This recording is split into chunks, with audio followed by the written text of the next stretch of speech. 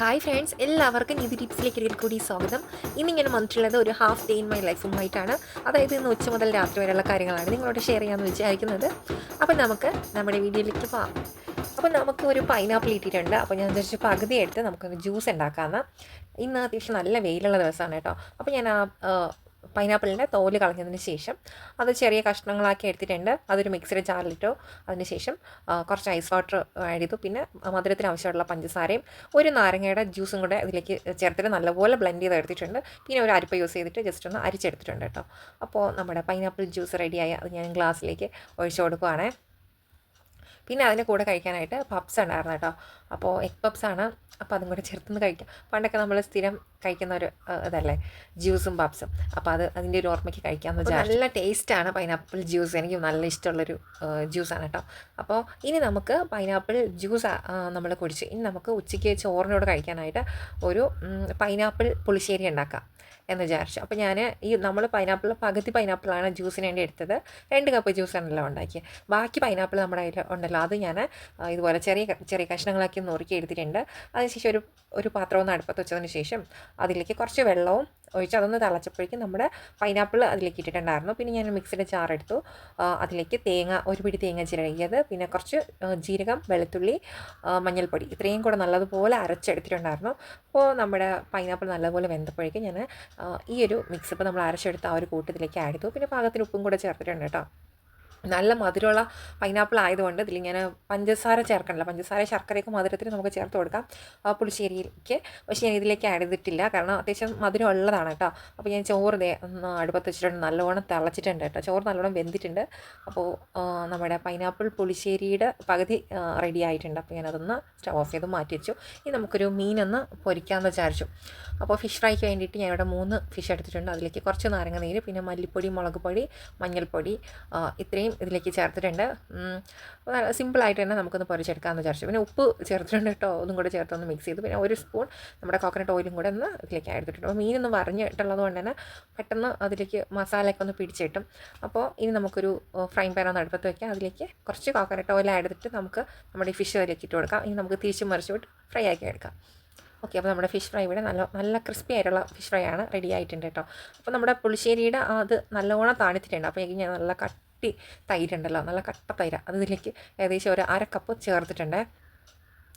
അപ്പോൾ പുളി അധികം ഇല്ലാത്ത തൈരാണിത്. ഇനി നമുക്ക് നല്ലോണം മിക്സ് ചെയ്ത് കൊടുക്കാം കേട്ടോ. അപ്പോൾ നല്ല അടിപൊളി പുളിശ്ശേരി റെഡി ആയിട്ടുണ്ട്. അപ്പോൾ ഞാൻ ഇവിടെ ചോറൊക്കെ റെഡിയാക്കി എടുത്തിട്ടുണ്ട്. ഞാൻ ചോറെടുത്ത ഒരു പ്ലേറ്റിൽ, പിന്നെ നമ്മുടെ ഫിഷ് ഫ്രൈ, അതുപോലെ തന്നെ പൈനാപ്പിൾ പുളിശ്ശേരി, പിന്നെ പാലക് ചീര തോരൻ ഉണ്ടായിരുന്നു കേട്ടോ. ഞാൻ ഇന്ന് പാലക് ചീരയും അതുപോലെ ചെറുപയറും കൂടെ ചേർത്തിട്ടുള്ള തോരനാണ് ഉണ്ടാക്കിയിട്ടുള്ളത്.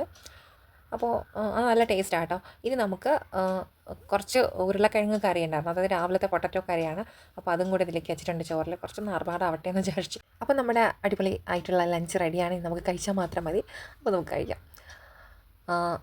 നല്ല ടേസ്റ്റാട്ടോ നമ്മുടെ പൈനാപ്പിൾ പുളിശ്ശേരി, നല്ല ടേസ്റ്റാണ്. അതുപോലെ പാലക് ചീരയും പൈനാപ്പിൾ പുളിശ്ശേരിയും, അതുപോലെ നമ്മുടെ കുറച്ച് ഫിഷ് ഫ്രൈയും, പിന്നെ അത്രയും കൂടെ ചേർത്ത് നമ്മുടെ പൊട്ടറ്റോയും കൂടെ ചേർത്ത് നമുക്കൊന്ന് കഴിക്കാം. നല്ല ടേസ്റ്റാണ്. അപ്പോൾ നമ്മളിതൊക്കെ ഊണൊക്കെ കഴിഞ്ഞതിന് ശേഷം നമ്മൾ റോഡിൽ കുറച്ച് സാധനങ്ങൾ വാങ്ങാൻ വേണ്ടിയിട്ട് പോയപ്പോഴേക്കും നമ്മൾ സ്ഥിരം പോകാറുള്ള നമ്മുടെ നൊങ്ക് സർബത്തിൻ്റെ ആ ഒരു കടയിൽ നമ്മൾ പോയാട്ടോ. അപ്പോൾ അവിടെ നല്ല ടേസ്റ്റാണ് നൊങ്ക് സർബത്ത്. 90 രൂപ കേട്ടോ ഒരു ഗ്ലാസ് സർബത്ത്. നല്ല ടേസ്റ്റ് ആവശ്യം. അപ്പോൾ അങ്ങനെ ഒരു കപ്പ് നമ്മൾ വാങ്ങിയിട്ടുണ്ട് കേട്ടോ. എനിക്ക് കിട്ടിയിട്ടുണ്ട്, അത് കഴിച്ചു. എന്നിട്ട്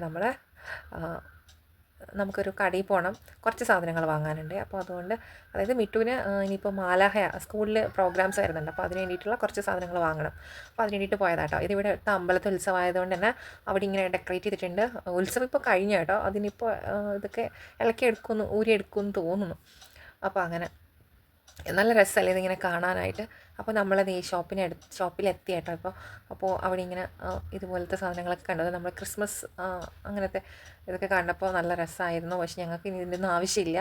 അപ്പോൾ മിട്ടുവിനൊരു ക്രിസ്മസ് തൊപ്പി വേണം കേട്ടോ. അപ്പോൾ അത് വാങ്ങണം. പിന്നെ മിട്ടുവിന് മാലഹയുടെ ചിറക് വാങ്ങണം. അങ്ങനെ കുറച്ച് ഐറ്റംസ്, മാല, അങ്ങനെ വൈറ്റ് കളറ് ഡ്രസ്സല്ലേ, അപ്പോൾ അതിന് വേണ്ടിയിട്ടുള്ള മാല, കമ്മൽ, അങ്ങനത്തെ കുറച്ച് ഐറ്റംസൊക്കെ വാങ്ങാൻ വേണ്ടിയിട്ടാണ് നമ്മൾ വന്നത്. അപ്പോൾ ഇവിടുത്തെ ഈ ഫ്ലവറീസൊക്കെ കണ്ടപ്പോൾ നല്ല രസമാണ്. ഈ ഫ്ലവേഴ്സൊക്കെ കാണാൻ നല്ല ഒറിജിനൽ പോലെ ഉണ്ട് കേട്ടോ. അപ്പോൾ അതൊക്കെ കുറച്ച് ഫോട്ടോസ് എടുത്തതേ ഉള്ളൂ. അപ്പോൾ മിട്ടുവിന് ചിറക് കിഡ്സിൻ്റെ സെക്ഷനിലാണ് ഉള്ളതെന്ന് പറഞ്ഞു. അതായത് ഈ ടോയ്സൊക്കെ ഉള്ള അവിടെയാണെന്ന് പറഞ്ഞു. അങ്ങനെ ഞങ്ങൾ ഇങ്ങോട്ട് വന്ന വഴിക്ക് ഇതുപോലെ ഈ ടോയൊക്കെ കണ്ടപ്പോൾ ഒന്ന് ഫോട്ടോ എടുക്കാമെന്ന് വിചാരിച്ചു, അത്രയേ ഉള്ളൂ. അപ്പോൾ ഞങ്ങൾക്ക് ഇപ്പോൾ ചിറക്, അതായത് വിങ്സ് കിട്ടിയിട്ടുണ്ട് കേട്ടോ. പിന്നെ നമുക്ക് ഇതുപോലെ ഒരു നെക്ക് പീസ് വാങ്ങണം. നല്ല വൈറ്റ് ഫ്രോക്കാണ്. അപ്പോൾ അതിൻ്റെ ഒപ്പം മാച്ചായിട്ട് പോകുന്ന ഒരു മാല, ഒരു നെക്ക് ഒരു പീസ് വാങ്ങണം. അപ്പോൾ അത് നമ്മളിങ്ങനെ നോക്കി അത് വാങ്ങി കേട്ടോ. പിന്നെ നമ്മൾ എല്ലാം വാങ്ങി, വള, കമ്മൽ, മാല, അങ്ങനെ എല്ലാ ഐറ്റംസും എടുത്തു. ഇനി വീട്ടിൻ്റെ ക്രിസ്മസ് ഫ്രണ്ടിന് ഒരു ഗിഫ്റ്റ് കൊടുക്കണം. അപ്പോൾ അതിന് വേണ്ടിയിട്ട് ഒരു ഗിഫ്റ്റ് നോക്കുകയാണ്. അപ്പോൾ അതും കൂടെ വാങ്ങിയതിന് ശേഷം നമുക്ക് വീട്ടിൽ പോകാം. അപ്പോൾ വീട്ടിൽ നിന്ന് നമുക്ക് ഡിന്നർ കഞ്ഞി, പയറൊക്കെ ഇട്ടിട്ടുള്ള കഞ്ഞി ഉണ്ടാക്കാമെന്ന് വിചാരിച്ചു. അപ്പോൾ ഞാൻ വീട്ടിലെത്തിയതിന് ശേഷം കഞ്ഞിയൊക്കെ റെഡിയാക്കിയിട്ടുണ്ട്. ഇത് നാരങ്ങ അച്ചാറാണ്. അതുപോലെ തന്നെ ഇത് ചമ്മന്തി തോരനാണ് കേട്ടോ, മുട്ട ചമ്മന്തിയാണ് അത്.